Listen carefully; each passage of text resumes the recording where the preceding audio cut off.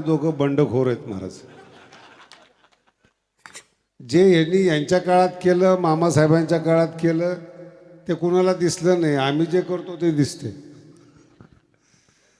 केशव महाराज भाग्यवान आहेत, मामासाहेबांची सेवा करायला मिळाली त्यांना. खूप जवळ येणारे कवी लोक आहेत माझ्या, त्यापैकी एक निर्गुण आहेत आणि खूप चांगल्या पद्धतीनं जवळ येत होते. मुलगा बसलेला आहे आणि गडावर येऊन दादागिरी करत होते. एक दिवशी मला म्हणले माझे पाय दाबायची इच्छा आहे. म्हटलं गडाचा पाय आहे. म्हटलं मी बघतो म्हणे, दाब. त्याला पूर्ण घाम आला पाय दाबता दाबता. म्हटलं हा काय संसारिक माणसाचा पाय नाही. म्हटलं निर्गुण गडाचा पाय, लय लोकांना घाम आलाय. म्हटलं आता तू पण थांबलाय, थांब. प्रेम होतं त्याचं. आल्यानंतर गडाचा प्रसाद घेणं, गडाबरोबर येणं आणि केशव महाराजांची सेवा तर त्यांनी 20 वर्ष लागोपाठ केली. आणि परमार्थावर जी एक सांप्रदायिक श्रद्धा असायला पाहिजे. दोन प्रकार आहेत. काही बाहेरून माणसं सांप्रदायिक दाखवतात आणि आतून दुर्गंधीयुक्त असतात. निर्गुणाचं असं होतं की आतून ते एकदम चंदनाप्रमाणे होते आणि बाहेरूनही सांप्रदायिक पद्धतीनं त्यांचं राहणीमान होतं. आणि तुमच्यासारख्या गावाला मी मगाशी जे आकडे सुरू झाले मला विशेष वाटलं. ते काही माझी इच्छा नव्हती. महाराज आले गडावर आणि मला म्हटले निदान किमान भेट तरी द्या. मी म्हटलं ठीक आहे, मी तुमच्या भागातून आहे ना पैशाची अपेक्षा करत नाही मी कधी, का की तुमचे स्वभाव मला माहिती आहेत. आणि मागेही बोललो होतो एकदा की परळी, गंगाखेड, आंबेजोगाई ही जी भागं आहेत ना, यांच्याकडे काही न मागितलेलंच बरं आहे. कारण की यांच्याशिवाय गड करणं म्हणजे तुमचा व्यवस्थित अपमान करणे. माऊलीचं जे मंदिर आहे ना ते 700 वर्षातलं पहिलं मंदिर आहे. आणि जो दगड महाराष्ट्राच्या दैवताला म्हणजे पांडुरंगाला मिळाला नाही, तेवढ्या मोठ्या दगडामध्ये ऊसतोड कामगार आणि शेतकरी ते मंदिर बांधतो, हा माझा स्वाभिमान आहे. फार मोठी लोक गडाला वर्गणी देत नाहीत आणि मी तर मागतच नाहीत. मोठ्या लोकांचं ते गेटवर आले की फोन येतो, महाराज त्या गेटवाल्याला सांगा की आम्हाला आतमध्ये सोडा. मी ठरवतो जिथं भगवान बाबाचे पाऊल लागलेले आहेत ती मातीसुद्धा यांच्या नशिबात नाही. किमान तेवढं तरी आपण चाललं पाहिजे. जिथे जिथं बाबाचे चरण पडलेले आहेत त्या चरणावर धूळ जर आपली लागली तर कदाचित आपल्या अंतःकरणामध्ये, आपल्या शरीरामध्ये बदल होऊ शकतो. ही अजून लोकांना ही भावना नाही आहे. आणि ही फार कमी लोकांना सेन्सिटिव्हिटी असते की आपण श्रेष्ठाच्या सहवासात गेल्यानंतर आलं पाहिजे. आता कीर्तन केलं मी 4 तारखेला, संताने सरता केलो तैशा परी. सरता शब्दाचा अर्थ आहे मान्य होणं. संतांनी मान्य होणं इतपत मला पूर्ण केलं, एवढं महान केलं मला. त्याचं उदाहरण दिलेलं आहे, चंदनी ते बोरी व्यापिली. तुमचं सानिध्य कुणाच्या सानिध्यात आहेत त्याच्यावर तुमची क्वालिटी असते. मूर्खाच्या सानिध्यात असेल तर मरेपर्यंत तुम्ही मूर्ख राहाल. गटारीजवळ जर गेला, दुर्गंधीजवळ जर तुमचं घर असलं, 24 तास तुमच्यामध्ये दुर्गंधी येते. आणि तुम्ही जर चंदनाच्या सानिध्यामध्ये कपटी जरी असलात, बोरीसारखे दोन्ही बाजूनी काटे असणारे जरी असलात, चंदन तुमच्या आतल्या अंतरंगापर्यंत सुगंध पोहोचवतो. हे चंदनाचं सानिध्य आहे, संताचं सानिध्य आहे. आतून बदल झाला पाहिजे, वरून बदल नाही. नाहीतर चंदनाच्या अंगा खांद्यावर खेळणारे साप पण आहेत. ज्ञानोबांची एक ओवी आहेत, बाकीच्या लोकांना कमी कळेल पण केशव महाराजाला जास्त कळेल. गंगा जी आहे ती समुद्राला जात असताना माऊली तिचं वर्णन करतात, पोखीत तिरीचे पादप. जवळचे जे झाडं असतात ना त्यांना ती गंगा पोसते. तसं महाराजांच्या जवळ जे असतात ना त्याला महाराज पोसत असतात. हे तुमच्या भागाकडे जास्त लागू पडतं. दस्तापूरकर महाराज होते त्यावेळेस त्यांच्या जवळचे माणसं किती श्रीमंत झाले हे काही मी सांगायला पाहिजे का तुम्हाला? पोखीत तिरीचे पादप. जवळची माणसं फार कठीण आहेत, ती कधीच संत होत नाहीत. चंदनाच्या अंगा खांद्यावर खेळणारा साप हा कधी चंदन होत नाही. चंदनासाठी बोरीच असली पाहिजेत, भली ती काटेरी का असे ना, पण चंदनाचा सुगंध तिच्या अंतःकरणापर्यंत आतल्या खोड्यापर्यंत जाऊन चंदनामध्ये बदल होतो. आता ज्या कुमारी मुली आहेत त्यांना या गोष्टीची कल्पना आहेत. ज्यांचं लग्न झालं त्यांचा नाईलाज आहे, जो मिळाला आहे त्याच्याबरोबर आयुष्य काढावं लागतं. पण ज्या कुमारी मुली आहेत त्या प्रार्थना करतात की समजदार व्यक्ती माझ्या जीवनात आला पाहिजेत. तो गरीब असेल, फारसा श्रीमंत नसेल, पण समजदार असला पाहिजे की ज्याच्याबरोबर मला आयुष्य काढायचं आहे, त्याच्या सानिध्यात मला राहायचं आहे, तो किमान समजदार असावा, समजून घेणारा असावा, त्याला भावना असाव्यात. म्हणून लग्नाच्या अगोदर 16 सोमवार करतात.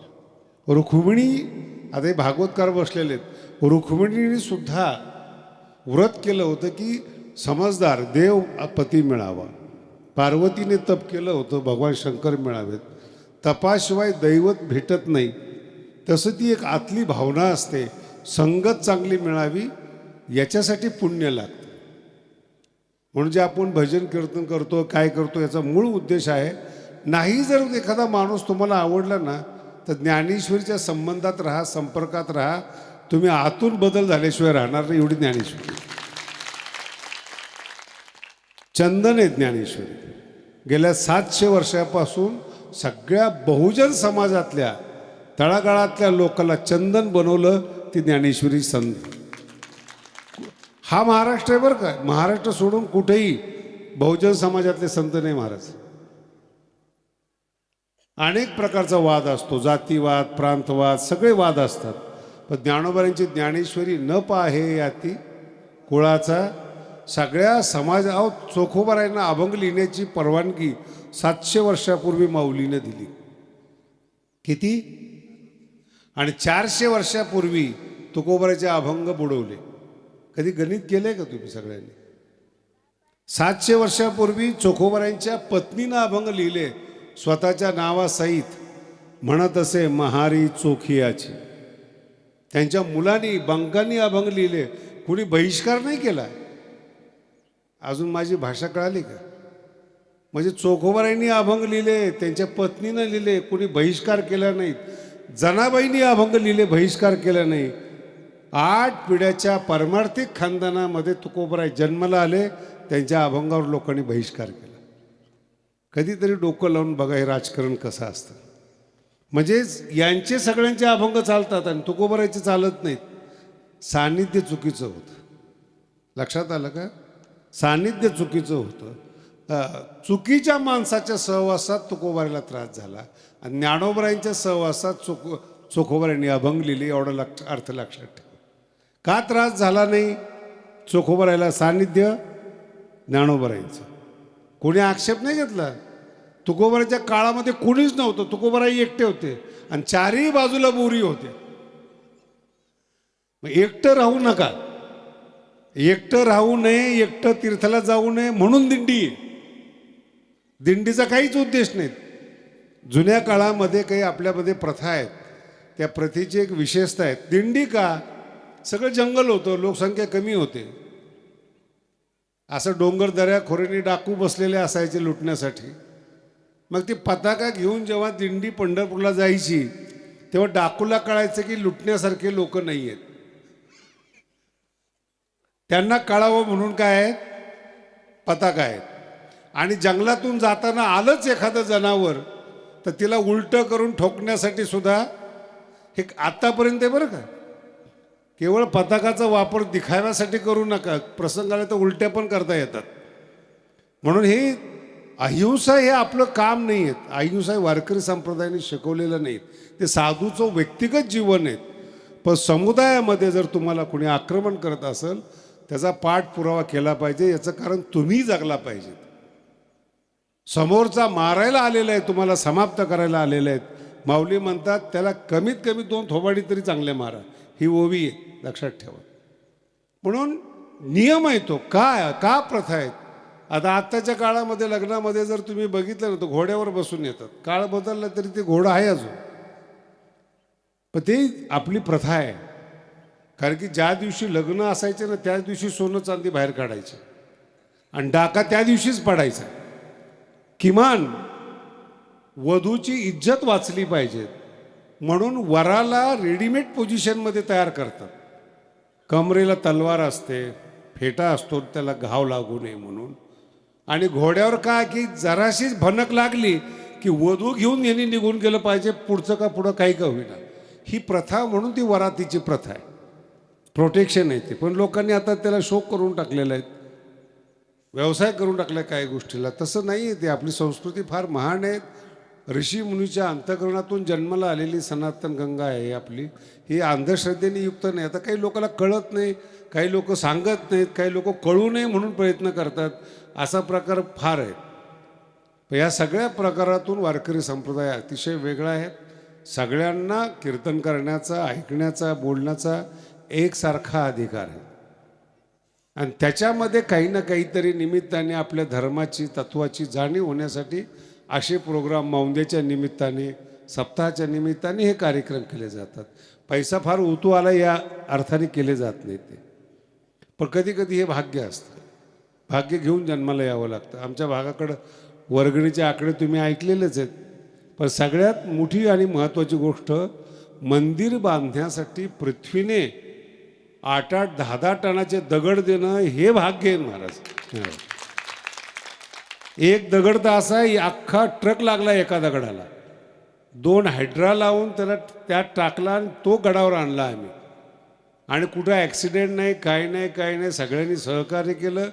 आणि भारतातलं पहिलं ज्ञानोबारांचं मंदिर मोठ्या दगडातलं पहिलं. जसं तुम्ही कोणार्कमध्ये जाता सूर्य मंदिर पाहण्यासाठी, तसं ज्ञानोबारांचं मंदिर सांगण्यासाठी आज संपल्याबरोबर सगळ्या जगाला आपल्या भगवानगडावर यावं लागणार आहे.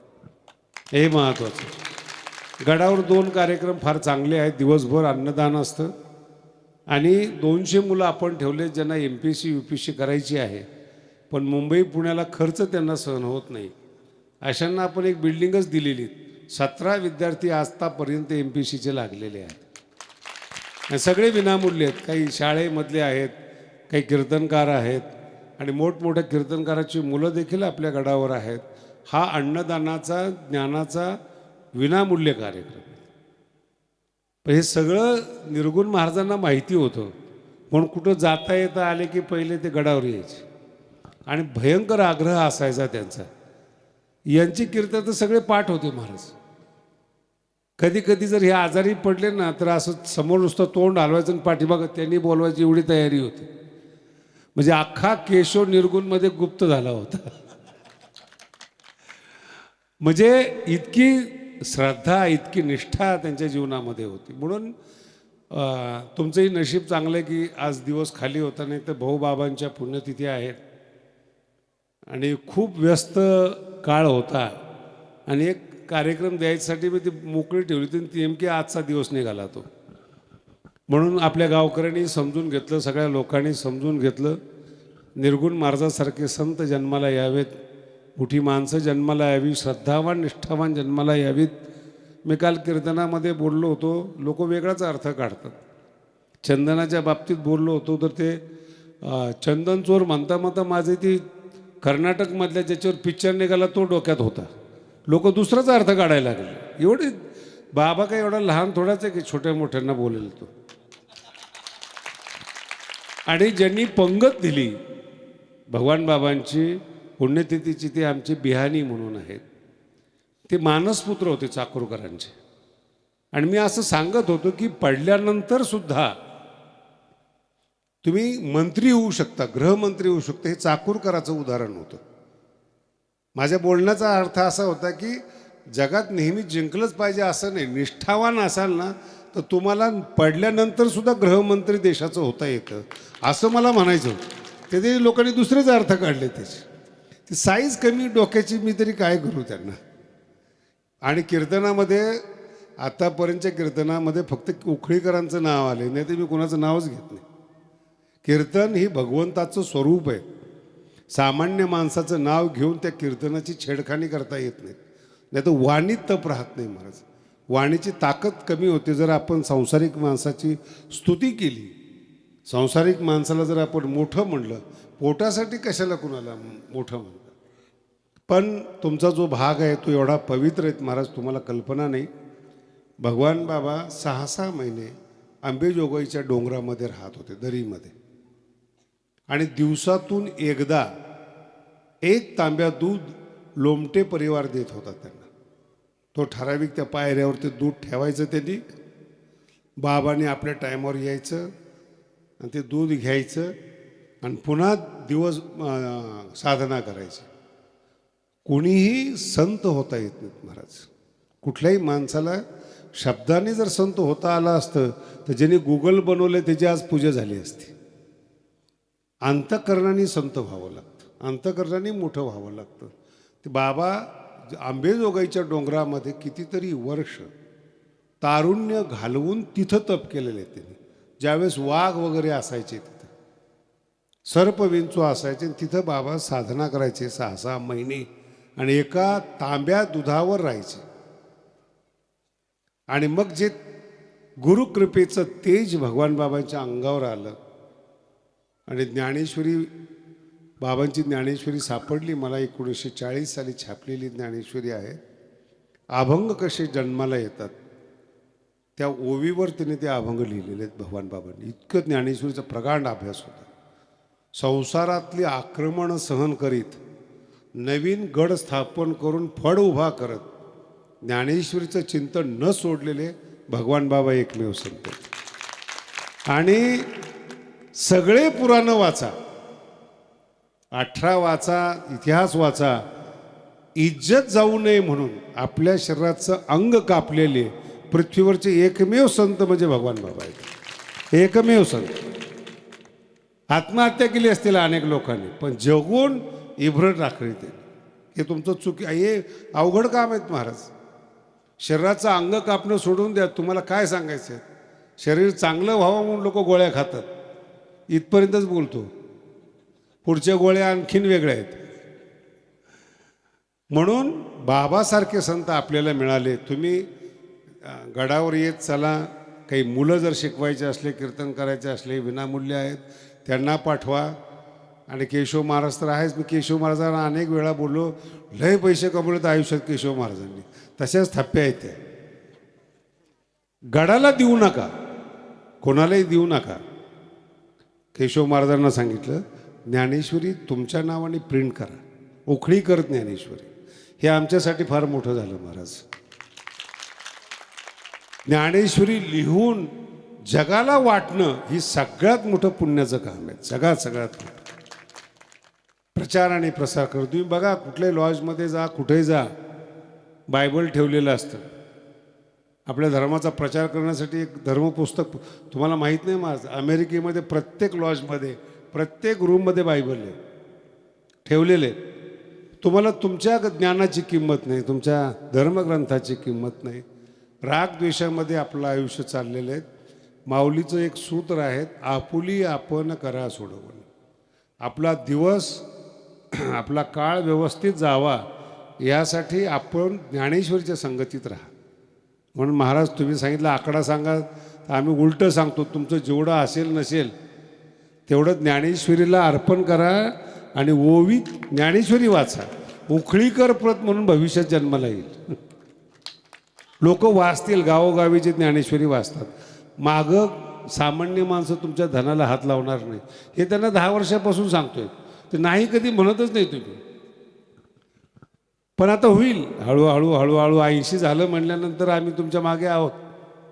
ज्ञानेश्वरीचा प्रचार इतकं मोठं पुण्य महाराज.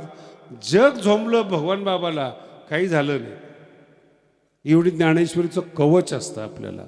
म्हणून मी फक्त या गावामध्ये निर्गुण महाराजांसाठी, आणि केशव महाराज डायरेक्ट तिथं आले म्हणून मी भेटायला आलो. माझा काही तुम्ही आकडे जाहीर केले, हा भाग माझ्यासाठी चांगला आहे, गौरवास्पद आहे. आपण गडावर येणं त्याच्यापेक्षा माझ्या मोठेपण आहेत. येऊन मंदिर बघा, भगवान बाबांचा 2 घास प्रसाद भगवानगड घ्या. तुम्ही आळंदीला जाताना रस्त्यात लागते ती. भगवानगड काय आता लांब राहिलं नाही, हायवे झालेला आहे, नॅशनल हायवे. त्या रस्त्याने तुम्हाला फक्त 4 किलोमीटर वर यायचे. सगळी लोक माझ्याकडे आली होती, अमुक करा तमुक करा, आम्ही टावर देतो तुम्हाला, अमुक देतो. म्हणलं काहीच नाही. जे जंगल पवित्र आहे, शुद्ध हवा आहे, ती कायम राहिली पाहिजेत. 605 किलोमीटर एकरमध्ये गाव नाही गडाला आणि 600 हेक्टर रिझर्व फॉरेस्ट आहे. म्हणून पुन्हा एकदा आपल्याला सगळ्याला निमंत्रण आहे, आपण गडावर या, 2 घास प्रसाद घ्या. आपण ज्यांनी ज्यांनी आकडे जाहीर केले त्यांचे मी आभार मानतो. पण खास उद्देश इथं यायचा फक्त निर्गुण महाराज आहेत आणि केशव महाराज आहेत. केशव महाराज मला वर पाठवतो, ते म्हटलं तुम्ही अगोदर जा मग मी येतो. स्टेजवरच ना म्हणलं, आम्ही दुसरं काही म्हणलं नाही, तुम्ही तुमच्या मनात दुसरा अर्थ काढू नका.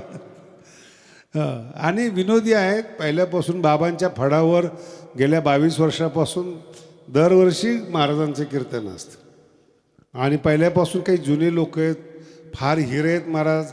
यांना लोक काय मानतात हे नाही, पण यांच्या इतकं मस्त जीवन जगात कोणी जगलं नाही. ते एवढं काय आहे, जगणं महत्त्वाचं आहे. तुमच्याकडे किती आहे हे महत्त्वाचं नाही, प्रति क्षण तुम्ही आनंदाने जगलं पाहिजेत.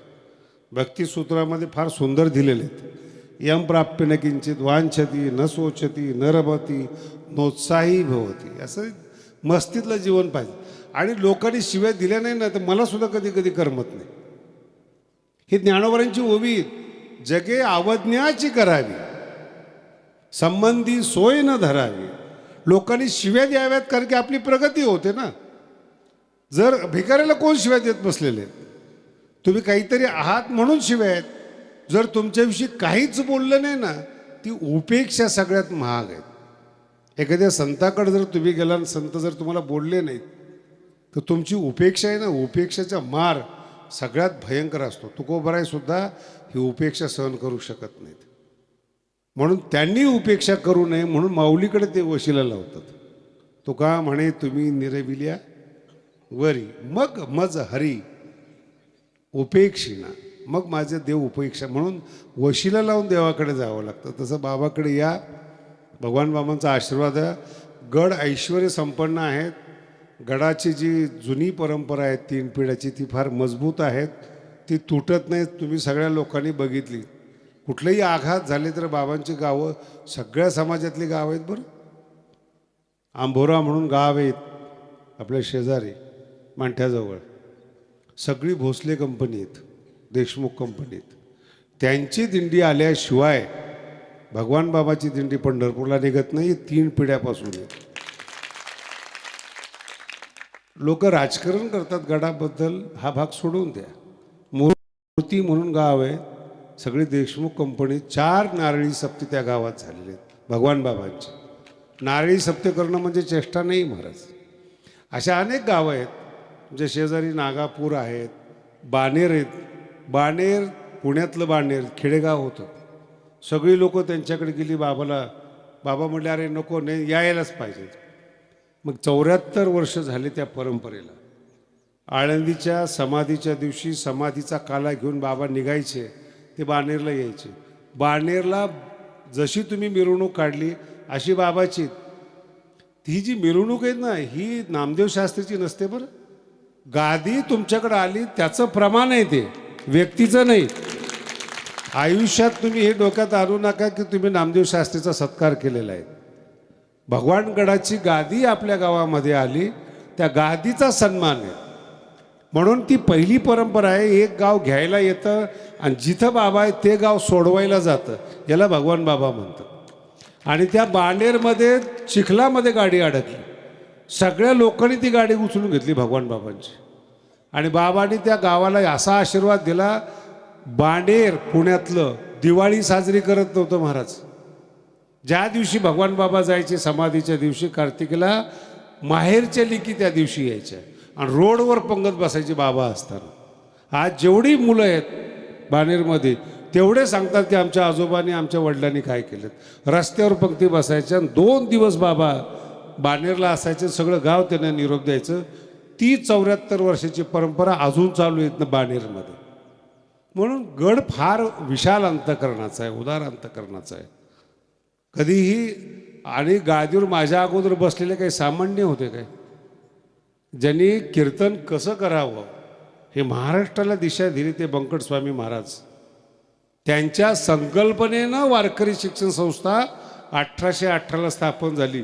त्याचं मूळ कारण बंकट स्वामी महाराज आहेत. त्यांचे सख्खे पुतणे भीमसिंग महाराज आणि त्यांचं आयुष्य गेलं मामांच्या हाताखाली आणि ते ऐश्वर्य संपन्नाच्या गादीवर बसले. काय एवढं वैभव कुणाला प्राप्त नाही होणार महाराज. घराणं उच्च आहे. मामासाहेबांचे त्या काळातले एस-पीचे प्रिन्सिपल त्यांचा सहवास चंदनी ते बोरी चंदनाच्या सहवासात आणि ज्या गादीनं कधी दरिद्रता पाहिली नाही अशी ऐश्वर्य संपन्न गादीवर बसलेले भीमसिंग महाराज. काय कीर्तनं असायचं त्या काळामध्ये त्यांचं. माझा मुद्दा लक्षात ठेवा, उदार आणि विशाल अंतःकरणाचा आहे. तुम्ही गडावर या. आज अचानक ते सगळं सुरू केलं मला न विचारता केशव महाराजांनी. मला वरून काही बोलता येईना, म्हटलं वर आल्यावर बोलू. पण आपल्या सगळ्यांचं प्रेम आहे, मांडे भोजन आहेत आपल्या सगळ्याला. कीर्तन झाल्यानंतर एवढा मोठा समाज जमतो. मी येताना पोराला म्हटले मी, अरे म्हटलं तुमच्याकडे सुद्धा माणसं जमतात वाटतं ना. ते इकडची कीर्तनं मी बघितलेली आहेत कधी कधी 50-60 माणसं असतात आणि सगळे म्हातारे माणसं कडेवर पोरं घेऊन येतात. जोपर्यंत स्वयंपाक होत नाही म्हातारं येतं कडेवर, इथं येऊन बसतं. हा काय झालं काय नाही कीर्तन. आणि त्याच्या मनात आलं की कीर्तन मध्येच उठून निघून जातं. ते तुमची हिंमत नाही त्यांना बोलायची का चालले म्हणून. परिसरच असा आहे. पण शिस्त लावा. जे कीर्तन आहेत ते आपल्या धर्माची ज्ञानाची शिकवण आहे. आपण काय काम करतो त्याचं उत्तर आहे. आणि कर्मयोगी राहा. 1 ताससुद्धा जीवनातला तरुण पोरांनी लक्षात ठेवा व्हायला नाही गेला पाहिजे. काही नसलं तर व्यायाम करा, पुस्तकं वाचा, मोठे व्हा. जो दैवत आहे आपलं भगवान श्रीकृष्ण ते कर्मवादी दैवत आहे. अंधश्रद्धेचं दैवत नाही. ते राजे होते भगवान कृष्ण, दैवत आहेत, कर्मयोगी आहेत. 24 तास कर्म करणारे आहेत. आणि संसारात राहून हसणारं एकच व्यक्तिमत्व आहे ते म्हणजे भगवान कृष्ण आहेत. सगळी मूर्ती बघा तुम्ही, टेन्शनमध्येच आहेत सगळे देव.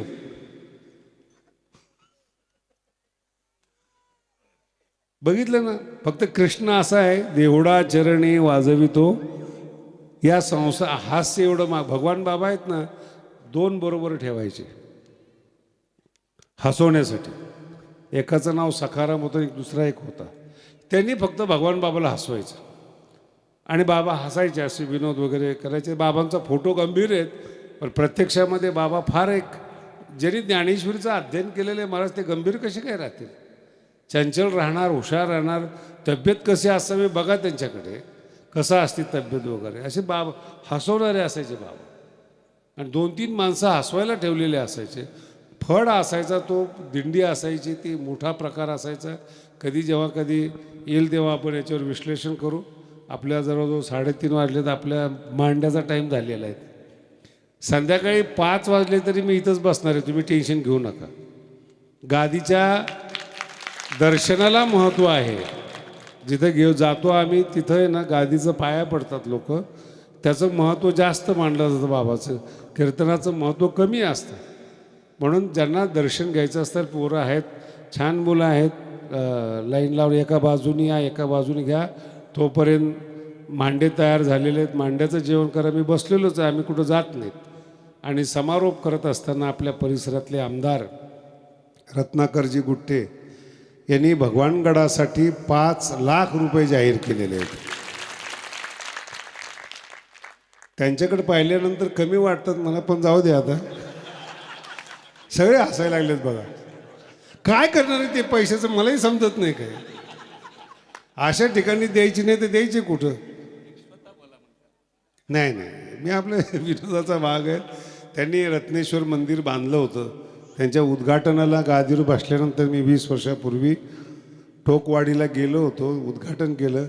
माझा एक विनोदाचा भाग आहे. आमची जी भगवानकडे ना एवढा सशक्त आहे महाराज. मी आता जाहीर केलं आहे, ज्या दगडामध्ये मंदिर होते ज्ञानोबारांचं त्याच दगडामध्ये बाबाचं समाधी वर आणून अशी मंदिर बांधायचं. त्याला आम्ही वर्गणी करणार नाही हे मी गडावर जाहीर केलेलं आहे. कारण की ऊसतोड कामगारांनी इतकी जास्त वर्गणी दिली. माऊलीच्या मंदिरामध्ये बाबाचं मंदिरसुद्धा पूर्ण होतं. आता जी तुमची वर्गणी नाही, दोन्ही ठिकाणी दगड लागणार आहे. माऊलीच्या मंदिराला पण दगड आहे आणि भगवान बाबाच्या मंदिराला पण याच वर्गणीमधून दगड आहे. म्हणून आपण असू नाही तर नसू, आपला दगड भगवान बाबाच्या ठिकाणी पोहोचला हे आपल्या दृष्टीने महत्त्वाचं आहे महाराज. म्हणून मी आपले एक विनोद करत होतो. आमचे पहिल्यापासून बऱ्याच वेळा 20-22 वर्षापासून संबंध आहेत रत्नाकरजीचे. म्हणून असं काही हे नाही, मागावं असं नाही काही, पण तुमची श्रीमंती पाहिल्यानंतर असं वाटलं. बरोबर आहे का? आणि ज्ञानोबांची एक ओवी आहे, कधी लक्षात ठेवा, दाता कधी गरीब नसतो. भगवंत देणाऱ्याला कधी गरीब ठेवत नाही, कारण की दाता जो आहे ना त्या दात्यावर धर्म आधारित आहे. हा काही हिंदू धर्माचा विषय नाही आहे. सोन्याच्या मशिदी आहेत, दुबईला जा, अबुधाबीला जा, सोन्याच्या मशिदी आहेत. हे कुणी दिलेलं आहे? दान आहे ते. आणि एवढे माणसं बसलेले, त्यांनी सांगा एखाद्या मशिदीला त्यांनी पैसे मागितलेत म्हणून, घेत नाही तुमचे पैसे, ते सरकारचे घेत नाही. तेवढा स्वाभिमान आहेत. आज लंडनमध्ये माझं 1000 मशिदी तयार झालेल्या आहेत फक्त दानावर. चर्च तयार होतात दानावर. म्हणून धर्मस्थानं जर टिकले तर आपला पुढं धर्म टिकणार आहे. धर्मस्थानं ही दिसण्यासाठी नाहीत, आपलं अस्तित्व आहे. ते कोणार्क मंदिर पाहायला लोक जातात, आपलं अस्तित्व आहे. जगात कुठली सुविधा नसताना सुद्धा एवढं भारी मंदिर बांधले, लोक अभिमान बाळगतात. दुसराचा देश काय, आपला देश बघा ना, वेरूळचं लेणं आहे. आणि माऊलीने अभंगात वर्णन केलेले आहेत. आधी कळसू मग हे, म्हणजे यांनी पर्यटन शिकवलेले आहेत. हे माऊलीत आपले की जे कलेला महत्त्व देतात, संगीताला महत्त्व देतात, शास्त्रीयतेला महत्त्व देतात. आणि ज्ञानोबांची एक ओवी आहे, दाता जो असतो ना तो दान देत असताना फिक्स डिपॉझिट करत असतो. ह्या ओव्या जुन्या लोकांना कळत नाही, ते आमच्यासारख्याला कळतात. वेचकपणेची संचक, खर्च करत असतानाच तो सेफ डिपॉझिट करत असतो. ही 15व्या अध्यायात ज्ञानोबांची ओवीत. अथवा दानशीळ याज्ञिक, दानशीळ पूर्वक, वेचकपणेची संचक. वेचकपणे म्हणजे खर्च करणे, त्याच निमित्ताने तो पुण्याचा संचय करत असतो. म्हणून श्रीमंतीमध्ये जन्म घेणं, चांगल्या ठिकाणी जन्म घेणं, याला होणारं पुण्य. ज्यांनी दिलं असेल त्यांचे मी आभार मानतो. आणि फार शांततेनं आपण सगळं ऐकून घेतलं. हे खरं म्हणजे भगवानगड कळावा, बाबा कळावेत, एवढाच या बोलण्यातून उद्देश होता. निर्गुण महाराज यांच्या निमित्ताने भगवान बाबा तुमच्यापर्यंत पोचले, हे त्यांचं पुण्य आहे. भगवान बाबा की.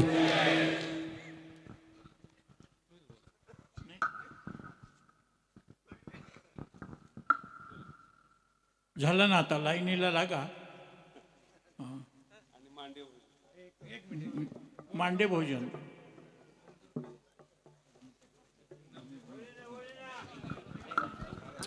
सर्वांनी बोला भगवान बाबा के. जे आपले संयोजक मंडळी आहेत, सेवक मंडळींनी इथं लाईन करायचे. इकडून महिला मंडळी येतील दर्शनासाठी. लाईन सर्वांनी करायची. आदरणीय ऐका, पहिलं पुरुष मंडळीला दर्शन करू द्या. पहिलं पुरुष मंडळीला दर्शन करू द्या, कोणी घाई करू नका.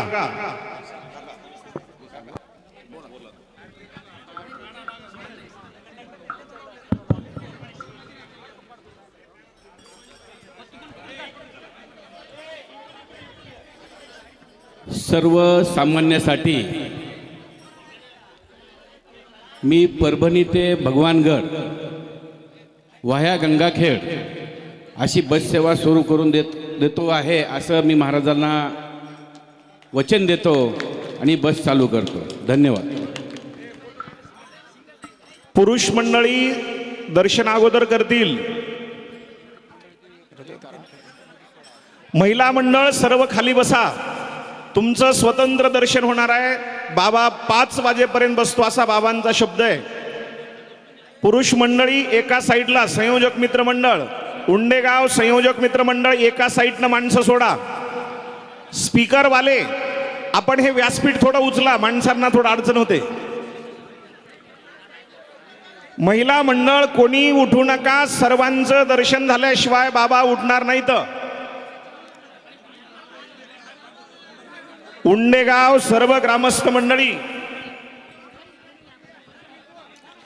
भैया ओ दादा पलीकडून या, पलीकडून या. त्याच्याशिवाय यांना इकडे येताच येणार नाही. पलीकडून या, पलीकडून या. तुम्ही सगळेजण पलीकडून या, सगळेजण या पलीकडून, पलीकडून या, पलीकडून या, पलीकडून या. बाबा पलीकडून या, बाबा पलीकडून या, पलीकडून या. धक्का लागेल. पलीकडून या, पलीकडून या, पलीकडून या, पलीकडून या.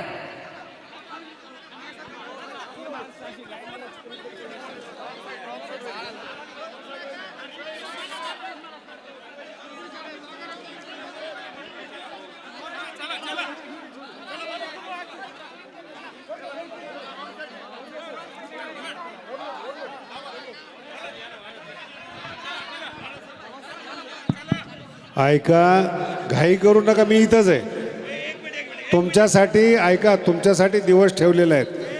जी सेक्युरिटी अशी या, डाव्या हातून या आणि उजव्या हातून जा. इकडून कोणी येऊ नका, असं सोडा.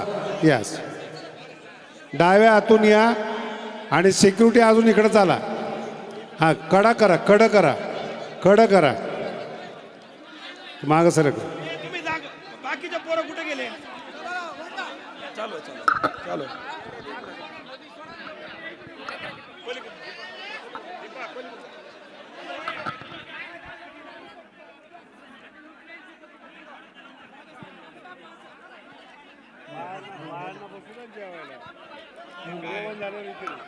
सोबत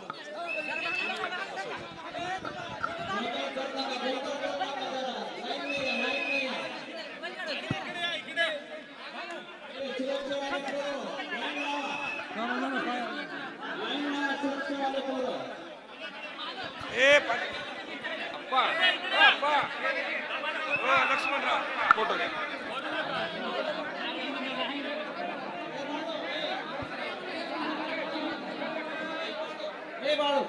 पंक्ती बसवायच्या का? बसवा. पुरुष मंडळाच्या पंक्ती धरून बसा. भोजन झाल्याच्या नंतर बाबा इथंच आहेत, नंतर दर्शन घ्या. पुरुष मंडळ पंक्ती धरून बसा. सर्वांना दर्शन दिल्याशिवाय बाबा जाणार नाही असं त्यांनी घोषित केलेलं आहे. आपण पंक्ती धरून बसा. जेवणाचा आनंद घ्या. बसा आपण.